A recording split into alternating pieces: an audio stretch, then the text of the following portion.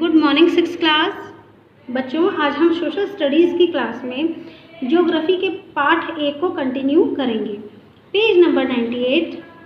भारत ने अपनी पहली तकनीक विकास यात्रा को लगातार जारी रखा, मतलब कि अपनी टेक्निकल डेवलपमेंट को लगातार जारी रखा।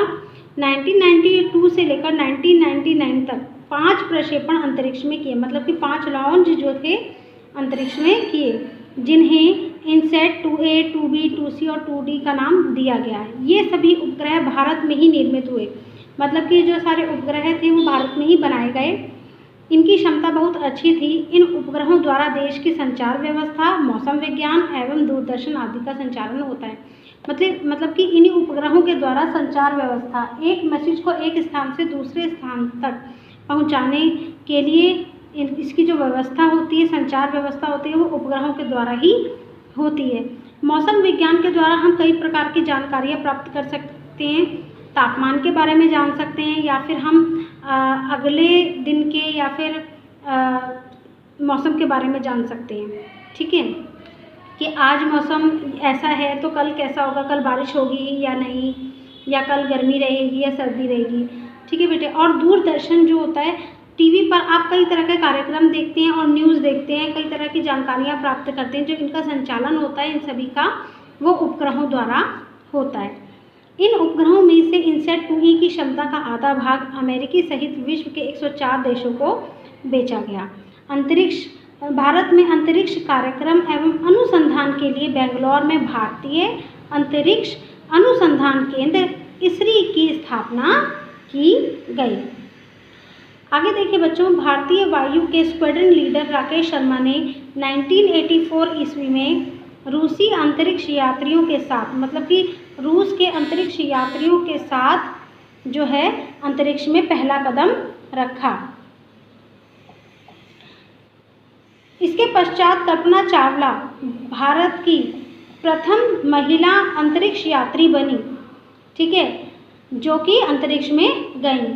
वापसी में यान में हुई तकनीकी खराबी के कारण, मतलब कि उनके यान में तकनीकी खराबी हो गई थी, उसके कारण वायुमंडल में ही जो था उनका यान जो है दुर्घटनाग्रस्त हो गया था। इसी कारण कल्पना चावला सहित सभी अंतरिक्ष यात्री जो थे वो मारे गए। ठीक है बेटे, ये जो आप तस्वीर देख रहे हैं ये राकेश शर्मा की है, और ये जो आप तस्वीर देख रहे हैं ये कल्पना चावला है, उनकी है। ठीक है, इसके बाद भी अंतरिक्ष अनुसंधान का कार्य निरंतर प्रगति कर रहा है। इसके बाद भी, इतना सब होने के बाद भी भारतीय अंतरिक्ष अनुसंधान जो है वो कार्य कर रहा है, निरंतर प्रगति पे है, लगातार चल रहा है। अनेक सफलताओं और विफलताओं के बाद भी वैज्ञानिक अपना अनुसंधान जारी रखे हुए हैं। उनको कितनी ही सफलता प्राप्त हुई और कितनी ही विफलताएं प्राप्त हुई, कितनी ही खोज उनकी आधी रह गई, उसके बाद भी जो है उनका जो कार्य है अभी भी अनुसंधान उनका जारी है, उनकी खोज जो है जारी है। तो बच्चों देखिए, यहाँ पर आज हमारा जो लेसन है वो समाप्त होता है। आज हम इसका अभ्यास कार्य करेंगे। उचित शब्दों का चुनाव करके रिक्त स्थान भरिए। आपको यहाँ पे कुछ शब्द दिए गए हैं, आपको ये शब्द जो है यहाँ पर फिल करने हैं। तो फर्स्ट देखिए बच्चों, तारे डैश के कारण चमकते हैं। किसके कारण चमकते हैं तारे? तारे गर्म गैस के कारण चमकते हैं। सेकंड देखिए बच्चों, केवल पृथ्वी पर ही डैश उपलब्ध है। क्या उपलब्ध है? केवल पृथ्वी पर ही जल उपलब्ध है। थर्ड देखिए, पृथ्वी की परिक्रमा करने वाला उपग्रह कौन सा है? चंद्रमा।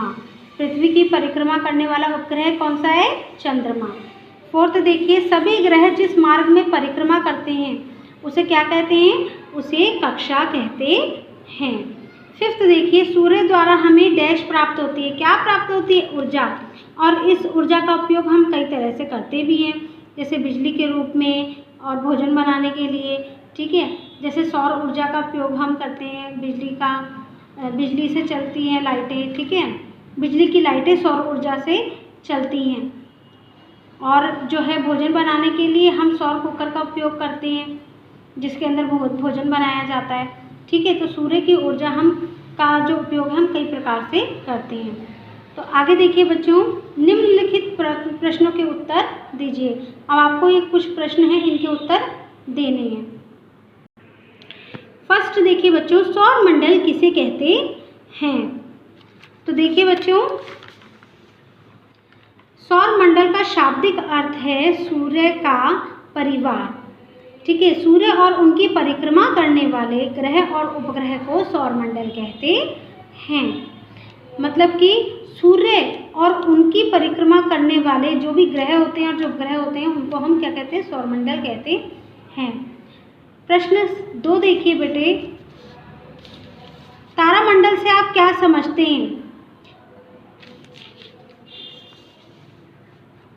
तारामंडल का अर्थ होता है तारों का समूह। तारामंडल का अर्थ क्या होता है? तारों का समूह। तारामंडल, सबसे हम पहले ये शब्द देखेंगे, तारा प्लस में मंडल। तारा, तारा तो आप सभी लोग जानते ही हैं। मंडल का मीन्स मतलब होता है ग्रुप। ठीक है, तो इसको मिला के क्या बनता है? तारा मंडल। जो तारामंडल का जो अर्थ होता है, तारामंडल का अर्थ होता है तारों का समूह, तारों का ग्रुप। रात्रि के समय आकाश में चमकने वाले तारों के समूह को तारामंडल कहते हैं, जिसके अंदर सप्तऋषि और उर्सा मेजर जो हैं वो क्या हैं? बहुत मेन है। सप्तऋषि जो होते हैं बेटे वो 7 तारों का समूह होता है, जो कि एक चम्मच के आकार का नजर आता है। आगे देखिए बच्चों, प्रश्न 3, उल्काएं क्या होती हैं? देखिए बच्चों, उल्काएं उपग्रहों और तारों के टूटे हुए विशाल पिंड होते हैं, मतलब कि विशाल गोले होते हैं। ठीक है, बड़े बड़े गोले होते हैं और जिन्हें हम पुंज भी कह सकते हैं, ढेर भी कह सकते हैं। ठीक है, जो आकाश में घूमते रहते हैं। तो उल्काएं क्या होती हैं? उल्काएं उपग्रहों और तारों के टूटे हुए विशाल क्या होते हैं? पिंड होते हैं, जो आकाश में घूमते रहते हैं। नेक्स्ट देखिए बच्चों, पृथ्वी की विशेषताएं बताइए। अब आपको पृथ्वी की विशेषताएं बतानी है। ठीक है, आप पृथ्वी पर रहते हो, इसमें क्या क्या, इसकी क्या विशेषताएं हैं? इससे आप इसको आपसे ज़्यादा तो कोई नहीं जानता होगा, है ना? तो चलो हम आज पढ़ते हैं इसको। उत्तर 4, पृथ्वी की विशेषताएं निम्न हैं। फर्स्ट, सर्वप्रथम पृथ्वी पर जल की उपलब्धता है, जो जीवन के लिए अत्यंत आवश्यक है। सबसे पहले जो पृथ्वी पर है, जो जल की उपलब्धता है, क्योंकि जल नहीं होगा तो हम जी ही नहीं पाएंगे। हम क्या कर सकते हैं? बिना कपड़े धोए रह सकते हैं, बिना नहाए हुए रह सकते हैं, मगर पानी पिए बिना नहीं रह सकते। हमें पीने के लिए तो जल की आवश्यकता है ही है।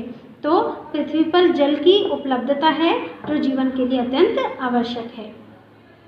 सेकंड देखिए, पृथ्वी पर ऑक्सीजन युक्त वायुमंडल, जिसके कारण हम सांस ले सकते हैं। पृथ्वी पर जो है वायुमंडल में, पृथ्वी की वायु में ऑक्सीजन है, जिसके कारण हम सांस ले सकते हैं।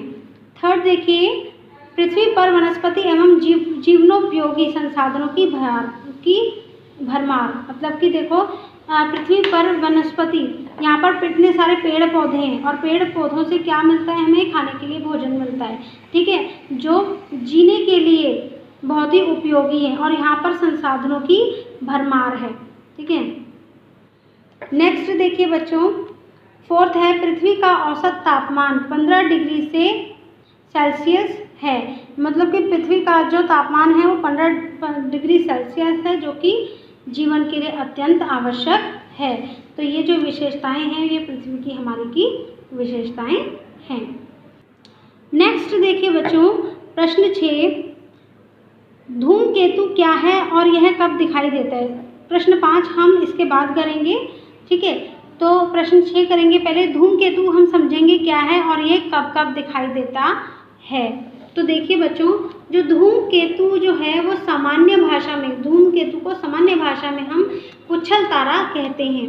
यह एक छोर पर एक तारे की तरह के आकार का दिखाई देता है। मतलब कि आगे से तो ये तारे के आकार का नज़र आता है, मगर इसके पीछे एक पूंछ के रूप में एक चमकती हुई, ठीक है, एक पूंछ होती है जो चमक रही होती है, ऐसा नज़र आता है। ठीक है बेटे, यह किसी भी समय अंतराल पर दिखाई पड़ सकते हैं। मतलब कि इसकी कोई निश्चित अवधि नहीं होती है, निश्चित समय नहीं होता है कि ये इस टाइम नज़र आएंगे, इस टाइम नज़र आएंगे। ठीक है, ये किसी भी समय नज़र आ सकते हैं। ये किसी भी समय काल पर नज़र आ सकते हैं। ठीक है, इनकी कोई निश्चित अवधि नहीं होती। तो धूमकेतु क्या है? धूमकेतु को सामान्य भाषा में क्या कहते हैं? हम पुच्छल तारा कहते हैं। धूमकेतु पुच्छल तारा है। यह एक छोर पर तारे के आकार का दिखाई देता है एवं पीछे पूंछ के रूप में चमक दिखाई देती है। यह किसी भी समय अंतराल मतलब कि समय काल पर दिखाई पड़ सकते हैं। इनका कोई निश्चित समय या अवधि नहीं होती है। नेक्स्ट देखेंगे बच्चों हम 5th, चंद्रमा की विभिन्न गतियों का चित्र बनाइए। देखिए बच्चों, ये जो आप चित्र देख रहे हैं चंद्रमा की जो है ये विभिन्न गतियाँ हैं। जैसे कि आप जानते हैं कि एक माह, जो माह के पहले 15 दिन होते हैं, उसमें जो चंद्रमा का आकार होता है वो निरंतर घटता रहता है, मतलब कि बार बार घटता रहता है। और जब 15 दिन हो जाते हैं तो क्या होता है? अमावस आती है, जिस पर चांद बिल्कुल लुप्त हो जाता है, बिल्कुल दिखाई नहीं देता है। ठीक है, उसके बाद अमावस के 15 दिन के बाद धीरे धीरे चांद के आकार में फिर जो है बदलाव आता है। चांद धीरे धीरे बढ़ता रहता है। फिर इसी तरीके से 15 दिन बाद पूर्णिमा आती है और पूर्णिमा को हमें फुल मून नज़र आता है, पूरा चांद नज़र आता है। ठीक है, तो ये क्या है? चंद्रमा की गतियाँ हैं। तो सभी बच्चों, आप लोग ये जो मैंने आज लेसन पढ़ाया है और क्वेश्चन आंसर कराए हैं, आप इन क्वेश्चन आंसर को कॉपी में करेंगे, अपनी नोटबुक में करेंगे और इसको रिवाइज भी करेंगे। Thank you.